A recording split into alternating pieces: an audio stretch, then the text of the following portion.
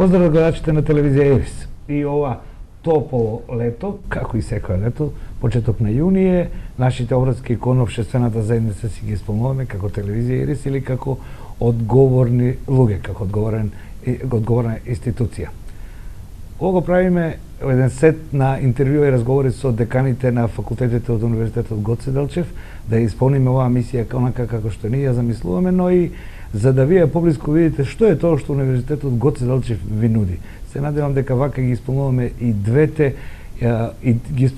двете задачи, ние да ги представиме, а и тие да кажат што е тоа како македонски даскали, како професори на реномиран универзитет, ќе им прушат како знаење на идните студенти или на оние кои веќе се студенти, за да го видиме профилот на тоа каде ни оди државата. Имаме 4000 професори, имаме голем број, да не кажам огромен број на докторски дисертации кои би требало да бидат научни трудови. Од нив да произлегуваат решенија за општествените проблеми или како што Хегел вели за разрешување на внатрешните спротивности на формите во општеството, економијата, техниката, зошто да не и предизвиците на денешното време. Со првиот мој гостин ќе разговарам за неколку теми, бидејќи тој и како своја приватна вокација има 2 доктората и како декан на економскиот факултет ќе се допреме и до двете, но ќе се обидам да представам едно мислење кое некаде од 2011-12 година пред се во Шведска, па и во Франција и некако со новиот претседател на Франција како да почнува да заживува, а тоа е одржливост на решенијата.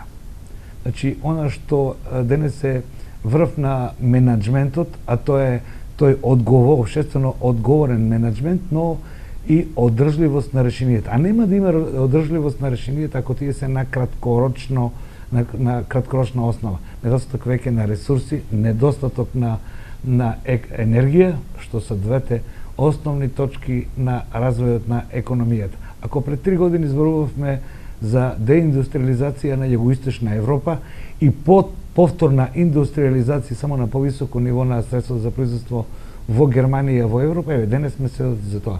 Германија полека својата индустриализација на високо менаџерско и технолошко ниво ја превршува и ги гледате резултатите, нели? За ова со мојот гостин, Трајче Мицински, декан на факултетот за економија или економскиот факултет, како ние што милуваме, на Универзитетот Гоце Делчев. Добро дојдете во моја емисија, професоре. Добре најдов.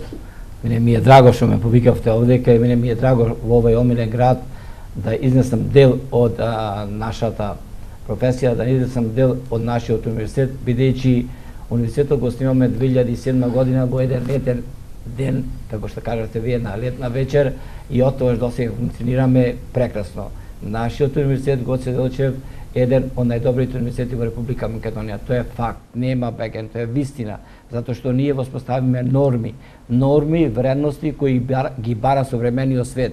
Однос спрема студентите, однос спрема науката, однос спрема луѓето, однос спрема стопанството. Значи ние, покрај тоа што сме научни лица или професори или наставници, така натаму, не исто така живееме со проблемите на стопанството. Значи, еден професор не може да замисли професор ако тој не ги сознава проблемите кои се во стопанството, на микро или макро план.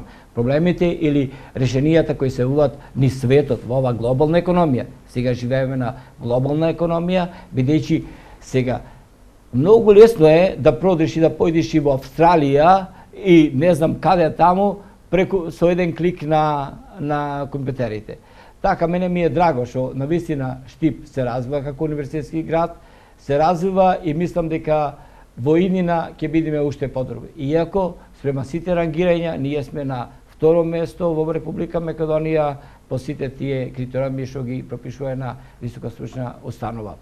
Мене ми е драго што кажувам дека навистина можеме да зборуваме за теми од областа на економијата, од областа на менаџментот, теми кои можат да ни помогнат повеќе да го оснаеме тој економски свет, тој светот на менаџментот на управувањето. Денеска економски да се работи, значи да бидеш добар домаќин. Економијата ништо не значи само добро домаќинство. Економијата има 2 основни фактори. Тоа се профитот, односно приходот и трошоците. Сега, голем број фактори делува на тие и на профитот, односно на приходот и на трошоците. Важно е ние да ги откриеме тие фактори, вам да ги подобриме при добивање на поголем профит, исто така овдека, исто така да ги намалиме колку што можеме трошоците до она ниво, до кое ниво нема да го запреме производството и квалитетот на производството. Денес, една земја ќе извезува или една земја ќе биде популарна ако продава квалитетни и конкурентни производи. Денеска мора да имаме лидерство на трошоци. А лидерство на трошоци тоа значи дека он е лидер на трошоци кој успева да оди напред пред конкурентите со пониски цени, а подобар квалитет. Професоре, ако е вака, тоа што треба да ги критикуваме политичарите, бидејќи како што вие сега кажете интересна дефиниција, лидерство на трошоците. Нашиве политичари ги изголемуваат трошоците, изголемувајќи го буџетот и буџетскиот дефицит, изголемувајќи ја трошоците преку јавната администрација, значи ние затоа сме неуспешни држави, како што вие го дефинирате. Видете сега, зборам јас за возработењето. Има понекогаш каде навистина треба се зголема трошоците. Има во некои работи, значи ако има недостаток, значи мора, тоа е факт, мора да се функционира. Значи без разлика тоа, значи јас зборувам она кој за стопанисувањето лидерство, трошоци зборувам претежно за производните дејности, за дејностите кои обавува едно стопанство. Гледајте, макроекономијата си е макроекономија, некојаш има потреба. Верувајте. Повеќе политика отколку што има ова дефиниција што вие кажате со односот помеѓу трошоците и профитот. Политика си е политика, но сепак економијата си е економија.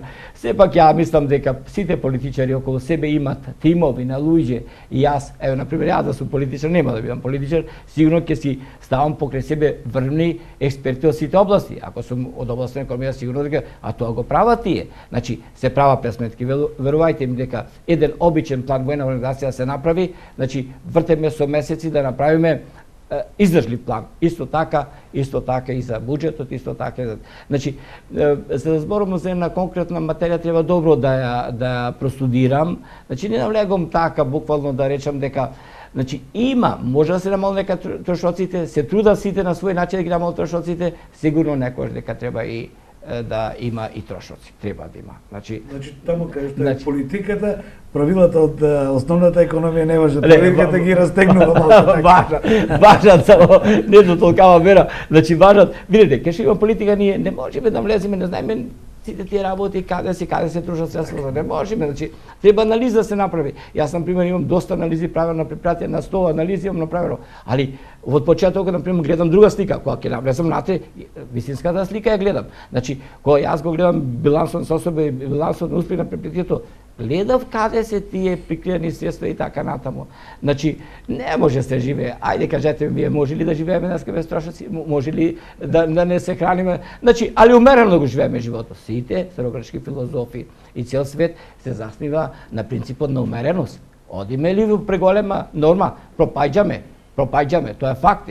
Така, потрошувачкото општество има една друга работа, која е цената на трудот е толку колку што се вложи во преживувањето и стандардот на чинителите од производството. Но, професоре, да почнеме да разговараме за една друга работа, а тоа е како декан на економскиот факултет. Имате она што им го нудите на идните студенти и она што веќе го имплементирате или ги им пренесувате на науката, знаењето на досегашните студенти. Што е тоа што економскиот факултет на идните студенти им нуди како пет правца, како што видов? Да, ви благодарам. Значи, економскиот факултет во Штип е изграден на цврсти основи. Има програми, односно насоки на кои се студира, кои навистина се нудат во стопанството. Не само во, и пошироко, значи ние можеме да работиме и во стопански дејности. Тоа е факт. Значи, ние ги концепираме согласно современите текови во светот. Ние, кога ги правиме програмите, лаборатите кои правиме, колешките колеги кои работеа на таа програма, значи обавезно консултираа странски литература, ги гледаја странската поставеност на универзитетите. Значи, ние можеме, значи, Можеме да работиме, нашите студенти може да работат во секој дел во делот од светот, значи во секоја земја. Сигурно, еден период треба адаптирање. Значи секаде, јас да пропадам например некаде во некоја земја, морам прво да се адаптирам со состојбите. Значи ние нудиме програми од областа на бизнис економијата. Тука фатела целокупната економија. Видете сега, сите овие програми што се, ние 5 моментално имаме програми, сите програми се од областа на економијата помешани со менаџментот или маркетингот, но сепак на крајот студентите добиваат диплома, дипломиран економист од областта ета. Ние моментално имаме, значи, 5 програми: бизнис економија, потоа имаме финанси, сметководство и ревизија, менаџмент и предприемништво и менаџмент маркетинг. Сите овие програми се од областта на економијата, поголем дел економијата, сигурно. Бизнис економијата навлегува во целокупната економија, економијата на макро, микро поле, економијата, глобалната економија. Значи, нашите студенти што кога ќе дипломираат на таа насока, значи, комотно може да ја чита цела економија во светот. Нема проблеми сето тоа, само викам, да се проучи една земја, каква е економијата, каде треба малку подлавко да се навлези во земјата. Потоа имаме финанси, па денеска финансите се главен фактор. Не може човек да функционира без пари, не може една организација да функционира без пари. Тоа е, финансите е како еден крвоток во организмот. Значи, мора да циркулира финансите ден за набавка на производи, ден за производство, за плата на работниците и така давање давачките, мора да се измират давачките на државата. Тука одиме, влегуваме во сите сфери на финансите. Имаме финанси, моментално, во ИСЕ, например, во домашна литература, странска литература, меѓународни финанси имаме, меѓународна трговија имаме, значи сите области тука влегуваме. Потоа имаме сметководство и ревизија. Не може едно предпријатие или еден субјект, без разлика дали е владина, невладина организација или предпријатие, без водење на евиденција на сите оние ставки кои се влез, излез, трошоци, калкулации, состојби. Значи, тука гледаме и анализи. Така и законот го бара, сигурно. Така е го бара, значи ние мораме утре други ден од кај слегува добри студенти од оваа област, добри сметководители, исто така ревизори. Значи, може слободно да се носат со тие ревизори во Република Македонија. Потоа имаме менаџмент и предприемништво, област која исто така економски дел, значи секаде основните предмети се проучува економија, сметководство и така натаму, статистика, оние што се основните. Потоа имаме трета, четврта година малку поспецифични предмети, али сепак се тука од областа, ние не забегуваме. Значи, јас, например, мислам, ако заврши кај нас студент на менаџмент и предприемништво е многу појак од оној што завршил факултет само со менаџмент. Бидејќи сепак ние даваме домајчило како се управува, како се трошат средствата и како се управува со тие средства. Значи тоа примерот јас кажувам со мене. Значи прва докторска дисертација кога работев беше од корпоративни финанси, чисто финанси. Ја мислев дека се знам, но видов дека има недостаток на упорвањето. Затоа отидов на тој психолошки оддел на менаџментот. Втората докторска дисертација ми ги отвори очите. Гледам дека во ова време на живење не може човек да се бори само за профитот, ако нема општествената одговорност, ако нема етичките погледи. Значи не можеме ние само профит да правиме или приход. Профит си го, секој се бори за профитот, а од друга страна да малтретираме. Потоа маркетинг менаџмент, управувањето со маркетингот, за да се пласира нешто, мора да има и промоција, мора да има и пропаганда, мора да ги знаеме и каналите на продажба, мора да ги знаеме и сите тие начини како тоа може да се продаде. Гледате вие во времето, јас кога слушав вика Кока-кола, ми покажуваше добар професор, Кока-колата гледате вика шишанцето, само еден дел е вика цена на производството, друго сето пропаганда и други материјали. И така натаму. Значи, искрено кажано дека нашиот факултет е прекрасен факултет. Јас знам дека моите студенти се фалени секаде каде ќе појдат на работа. Сега не можеме да гарантирам дека одмah кога ќе заврши студентот ќе се вработи. Јас имам почекано, бидејќи не сакам да се вработам како вие како офицер, си чекам да се вработам со мојот факултет, со економски факултет. Значи почекаме, али јас добив, јас сум задоволен. Сега кога би почнувал одново, кој не може да се вратат годините, сигурно не може да се вратат, па и не сакам, тоа е тоа, тој крстигурно сам јас во животот, пак ги почнал економија и менеджмент, пак би ги комбинирал тие двете работи. Бидејќи знам што значи да бидиш економист во една организација. Значи јас бев брзо напредував. Значи во стопанство бев 13 години. Кога моите колеги од областа на другите науки, се да не спомнувам, беа со мантили, беа во производството, јас бев добро облечен, бев раководител, бев директор, контакт постојано со луѓето, имаше контакт со светот, така да економија дава доста подобности. Значи ние имаме локација во Штип, овој Штип, омилен град е, значи јас си осакам Штип, се чувствувам како дел од Штип, па еден бит и малку и штипјанец, бидејќи 12 години сум тука, си го знам Штип, си ги знам црквите, си ги знам луѓето, јас ги сакам луѓето, го сакам и Штип, бидејќи време беше Штип да се развие како универзитетски град. Време беше. Јас со кеп, да ви кажам право, јас бев редовен професор кога дојдов на универзитетот Гоце Делчев Штип. Јас дојдов од кеп, бидејќи гледам во Македонија се отвара уште еден универзитет. Децата нема да ни бега да студира во другите земји, во блиските земји, некои подалечите, Бугарија, Србија, така, ќе ни студираат тука, кај нас. Кај ќе се одржува, професоре, бидејќи беше диспензиран економскиот факултет, сега се направи некоја рационализација? Да, благодарам. Значи вакација. Досега ние бевме на 5 локации. Сега сме само на 3 локации и постепено студентите веќе мрадови се губи, мислам немаме студенти и Кочани уште на генерација имаме и завршуваме. Значи сега претежно сите студенти кои сака да студира од ова подрачје овдека да се запишат на економски факултет во Штип, сите програми може да си ги бира. Ќе биде задоволни. Јас сум сигурен дека ќе биде задоволни. Другата локација ние во Струмица. Струмица имаме две насоки, таму имаме финансиска насока и менеджмент и предприемништво. Струмица е добар во поглед на студентите, прекрасни се, значи близок град ни е, и во Скопје останува, бидејќи во Скопје имаме еден поголем центар, покрај економски факултет, тука е туризам, тука се другите факултети сместени, така да концептот е во иднина ние тука да се задржуваме, бидејќи нема ефект ако во другите градови како што беа Кочани и Радовиш отвориме локација, односно дисперзии, а немаме студенти. Трошоците се поголема, економисти сме. А и плюсто, овдека, дружењето е друго. Поголем град. Системот така е. Друго е овдека, се запознава децава, меѓу себе си контактира. Друго е сепак универзитетски град. Ако ме прашате мене да сум јас од Штип, да речеме, или од овие околина во Штип, Виница, Делчево, да речеме, Кочани и другите, Пекчево и така натаму, јас би студирал во Штип. Во Штип сигурно би студирал. Јас не би заминал во друг град, да речеме во Скопје, затоа што сепак трошоците во студирање во Штип се помали, плюсто поблиску ми е, утре дојден, сакам да си појдам, ќе си појдам дискус, што има сат оден или не по час одење.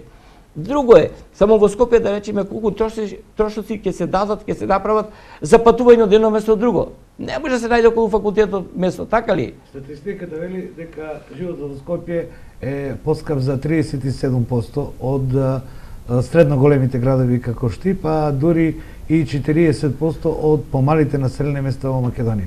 Економијата е статистика дел од економија. Видете, поскап немам податоци, значи немам, верувам јас. Се зборува за основните инпути, нели?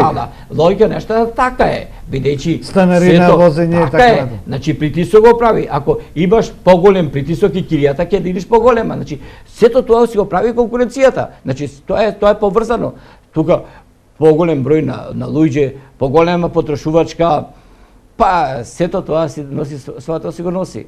Например, Штип е скромен град за живење, убав град за живење, има студентите и можности да слушаат предавања, можности за вежби, можности за практична обука, може во своите градови да се одат, можности да видат искуства, да се огледа искуства од другите земји. Ние носиме професори од цел свет, тука носиме професори. Некош да се представа пред студентите. Го дава, тоа програмата Еразмус дава можности и наши студенти да пуштаме надвор од нашата земја. Значи, тоа е прекрасни состојби се во Штип. Потоа имам исто така забава за децата, за студентите. Може да ти тука слободно си го помина животот, убав животот, најслободниот дел. Значи сепак, дојде ви сме за учење, ќе учиме или јас и ти сме учеле, директоре. Да ги оставиме, сами да си го креираат слободното време. Да.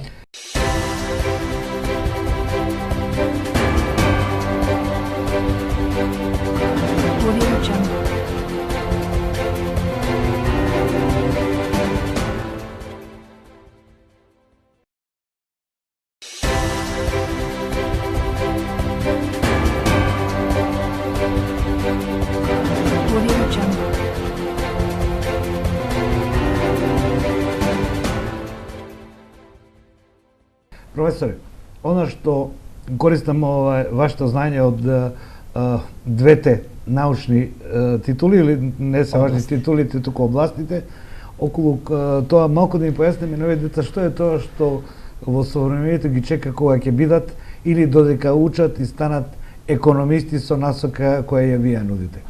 Светот толку брзо се развива, информациите толку брзо доаѓаат до секој поединец, што проверката на знаењата е многу побрга, освен во филозофијата, некои стандарди стоат многу време.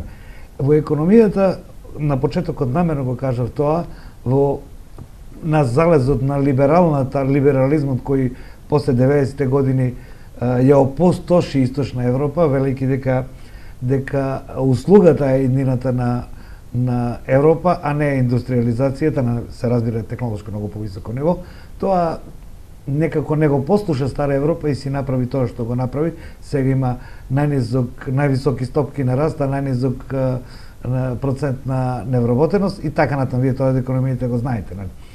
Сега има една друга работа која мислам дека ќе биде поучна вие како научник да ја објасните. Светот има теорија на одржлив развој или општествено одговорен менеджмент. Вие предавате менеджмент, дека рационалноста и само книговодствени односи кои се нужни не се веќе превладувачки ниту во претприемништвото. Одговорноста кон заедницата е нешто што е во корпоративна одговорност, како што видат, нешто што почна да доведува до резултати. На Балканот имаме една, ве замолам да го прокоментирате во смисло и на вашите студенти. Имаме една појава. Нашите образовани млади деца се селат, работат позиции, работни места за кои што не се обучувани, остануваат на тој пазар на трудот, а вложувањата во нив се и општествени и приватни. Сега, одеднаш имаме потреба од индустриализација на Македонија, нормално со сите реперкусии и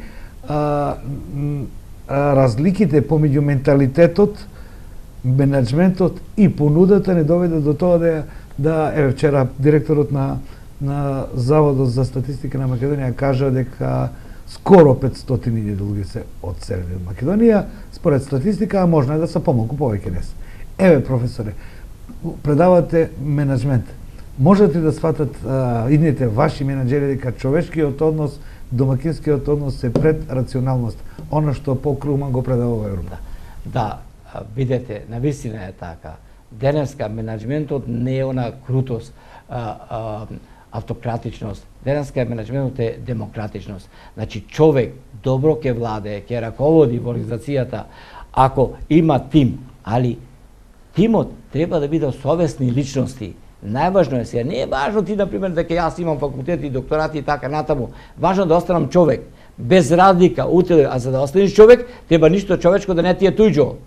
Homo sum humani nihil me aliena puto. Значи, ништо човечко не сме да биде туѓо. Тоа значи дека светот напредува со постојана обука, со постојано знаење, проширување на знаењето. Ако сметаат дека нашите студенти не може да се вкопат, можат, сигурно се вкопат во сите земји, но право да ви кажам, мене ме боли селењето. Ме боли, значи, верувајте ми дека секојаш викам, се измислили систем на вредности. Да, систем на вредности. Па, право да ви кажам, систем на вредности сите некако гледаме брзо да се вработиме, да запечалиме пари, не гледаме како последицата. Ме боли, мене искрено. Тој дел, значи, најмногу ме боли, најмногу работам. Наталитетот се намалува, луѓето се оселува, се пустошат градовите, селата и шо од тоа. Значи, видете сега, нашиот факултет нуди можности за развивање на своји бизниси.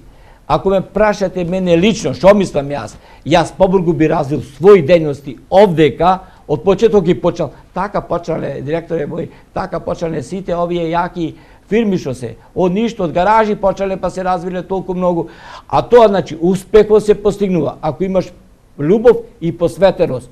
А љубовта тера постојано нешто да испитуваш, да истражуваш. Ние можеме, значи можеме слободно да се вклопиме во сите земји. Кога моите студенти, например нашите студенти од Македонија ќе поидат во друга земја, сигурно дека тие треба да се адаптираат на условите, треба да ги проучат условите, треба нивната етика. Ние предаваме исто така на менеджментот етиката во сите земји. Германија, Франција, Америка, секаде го предаваме. Значи сега никаде нема крутост на менеджментот. Нема. Но тоа понекогаш се викам јас, менеджер сум сега, да е вид менеджер, па јас сам се обвинувам дека сум многу мек во тој поглед, бидејќи треба јас оставам совеста, ама совеста понекогаш не надвладува над луѓето. Совеста е совеста внатре да се чувствува во човекот, да не му прави на другиот она што не сака тој да му го направи. А ние што правиме? Ние сите гледаме на секој свој начин, претежно гледа луѓето да му напакостиш на другиот ти да се збогатиш. Не, значи, ако ми прашувате уште еднаш, значи, нашите економисти, плумер економисти, можат секаде да работат. Но јас му препорачувам да не одат надвор од земјата, бидејќи како што гледам дека добри времења доаѓа за Македонија, добри времења доаѓа. Например, јас не сакам Македонија да гледам со постари личности, возрастни личности, да нема млади, да нема свет, да нема утре други ден наталитетот. Наталитетот во Македонија пак некој се држи. Да видиме Грција, да видиме Бугарија, да видиме Србија, секаде повеќе има смртност отколку раѓање деца. Каде одиме во инина? Ке се изгубиме ли како народ? Наталитетот мора да се развива. Мора тука да се жениме, да се мажиме. Сега понекогаш си викам, добро е луѓето нека видат надвор, нека се вратат повторно назад во земјата, тука да си развиват и тука да бизнис да се и тука да работат. Немој да мислите дека јас се вработи одма. Не, тоаш ментално имам 2 факултети да речеме. Не сакав да се активирам како офицер, останав година и пол, 2 чекав. Економист бев. Так, потоа брзо напредував. За 2-3 години станав директор и така натаму. Професоре, морам да прашам. Рековте една работа која пронешниот премиер на Полска Јерузелски во еден свој говор некаде таму 90-тите години пред Сеймот го објаснуваше својата економска политика. Тој велеше вака: 5 милиона пољаци денес се во Германија, во нордиските земји, во Франција. Ако ние сватиме ова како обука или како вложување во предприемаштво, ако се врати од нив, ако се вратат половината, тие ќе го трансферираат знаењето овде, технолошкото знаење, и Полска може за 15 на години да направи висок индустријски раст. И еве сега, вие ме подсетите на тоа. Сега ги гледам на 40 милионска Полска индустријскиот бруто општествениот раст. Таму се бројки 5,5, 6,5, 4, по тие, дури ни во економската криза која беше 2 години не падна ниско. Значи ли тоа дека зрак на надеж има и околу ова што овде зборуваме? Да. Дека овие наши деца може да се вратат со знаење, со навики, со етика, со технолошко знаење кој овде може да го направат? Да, директоре, јас значи сум убеден дека каде да одиме ни светот. Значи ја имам роднини, не викам дека внуци и така на професори се на другите факултети. Вика, јас мечтаам да се вратам тука во својата земја. Да се вратат. Нема побава земја за живење од Република Македонија. Тука, свој народ, своја земја, свое сонце, свое поле, се гледаш тука. Значи, има можности. Нека се користи знаењето. Нека се користат технологија, нека се крадат технологиите во мислите, зашто не се крадат па на крај кажа, сиго дозволено е. Овдека нека се развива, тие ќе бидат побогати тука отколку таму. Идат со коли доаѓаат и од странство, не викам дека доаѓаат. Еден другар ме вика кога во Австралија беше, абе имам вели куќа, се и се што имам, ама знаеш колку кредит имам? Над 500.000 долари имам кредит, вика. Добро, значи, така, овдека бизнисот може да се развива. Видете, значи јас ги оправдувам тие странски директни инвестиции, ги оправдувам, значи, ако нема инвестиции, нема и развој. Ги оправдувам и тие луѓе што инвестира, без разлика, јас сум човек, на пример, без разлика каде му се средствата, нека ги инвестира, нека вработи луѓе.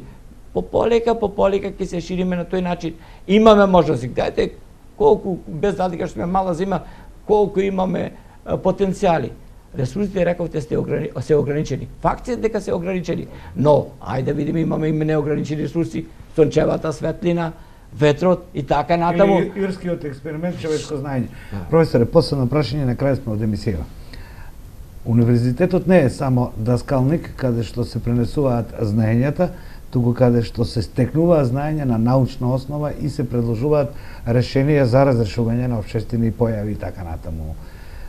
Според сите параметри во Македонија, се уште на ниско ниво е соработката помеѓу науката која ја нудите и реалната економија. Може ли на овој план да се подобри работа? Да, може да се подобри. Значи, видете сега, понекогаш ние сме крути од организациите, од предпријатијата сме крути, не сакаме да внесиме во нас наука, не сакаме поголема соработка да развијаме. Верувајте ми дека цел свет се развива на тој начин. Цел свет со ангажирање на луѓе од таа област. Нема само теоретизирање внатре во тој проект што би се направи за развој. Па зошто ние можеме да понудиме можности за развој во секоја област. Во финанси, во маркетингот, во менаџментот, во секој поглед. Знаете ли колку значи сега е да имаш добар менаџмент, например во една организација? Многу значи. Човекот, ако го задоволиш внатрешната мотивација ја потигнеш, тој ќе има многу поголема креативност. Многу поголема креативност ќе има. Значи, ние во секој поглед можеме да се носиме со сите развиени земји во тој поглед за сработката помеѓу науката и реалниот сектор, како што вика, односно со паството. Тоа е и целта наша. Ние не сме само професори, појди, предавај, оценувај на студентите, ние постојано учиме, постојано. Ако ви кажам дека навечер ке 1 сат си легнам, но преспивам. Значи преспивам после 5-6 сатов, преспивам неколку 1 сат и потоа повторно работам. Знаете ли дека црпиме материјали, постојано ние сме во текстот. Не може да научи сега да биде научник како постојано не учи. Не може. Не може, то факт е. Значи, јас тоа моја професор, тоа е мој крст, што викаме ние во христијанството, и јас си го носам тој крст. И јас морам од тоа работам, тука ги земам парите, тие благословени треба да бидат парите што ги земам јас и мора да се посветам. Значи, еден добар професор е онај професор кој е посветен добро на студентите, му објаснува добар однос има, но студентите треба сватат дека професорот е професор во тој поглед. Потоа исто така и согледува состојбите во светот, состојбите појава на кризи, можни кризи, да се избегнати ризици има, но сепак ризиците ние ако седиме, не навлегуваме во анализи, може да не совладат ризиците. Значи нема успех пред тоа. Значи уште не сакам да повторам. Нашиот факултет, економски факултет е ценен факултет, прекрасен факултет. Сите деца, сите студенти, средношколци што ќе запишат, ќе бидат среќни. Односот со професорите е добар. Слободен контакт има на телефоните, али сепак од едно време сега не можеме да контактираме. Значи, може да собера знаење, ако му треба да повикаме професори, ќе повикаме освен да кажат некои нивни сознанија. Исто така, ако сакат, има програми Erasmus, може да поидат некои од нив и во другите држави да видат како е. Право да кажам, јас имам студенти кои беа, например, и во други земји се враќа.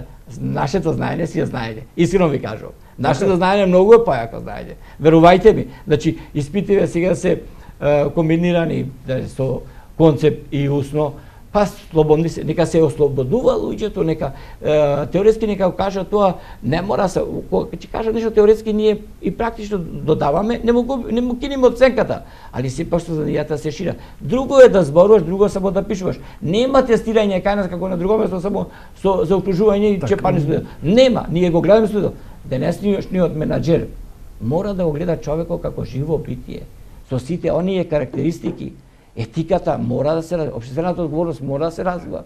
Нема ли општествена одговорност? Не ги плаќаме ли даноците, не ги плаќаме ли придонес? Каде ќе биде државата, каде ќе биде полицијата, каде ќе... Значи тоа, мене беше драго. И мене, професор, благодарам што бевте дел ова емисија. Се надевам дека им го приближивме проектот и насоките од економскиот факултет и некои други сознанија што вие како декани и како професор, како македонски даскалин го пренесувате на Ви благодарам. Нашата Македонија е убава земја и мислам дека ние имаме добар народ, Охрид вика убав народ имаме и ние сме силни во секој поглед. Ви благодарам. Поштовани гледачи, ова беше мојот разговор со деканот Митревски, а како шлагворд на крајот да за паметна работа, што рече професорот, без општествена одговорност застануваат сите токови во економијата, па и во подоцна и во надградбата. И ова ми паѓа веднаш на памет како новинар она што пред 2 дена Привени го каже, нели? Вели Европа нема проблем со вас, нема проблем ни со Балканот, ама има проблем со корупцијата. А корупцијата е болеста на еден економски и правен систем. А е корупција затоа што нема доволно етика и нема тоа што професорот да го парафразира. Нема висока општествена одговорност. Не ти треба куки од 300.000 евра, ако до неа доаѓаш со макадам. Ете, тоа е сме ние. Благодарам за вниманието. Браво, така е, добра, супер.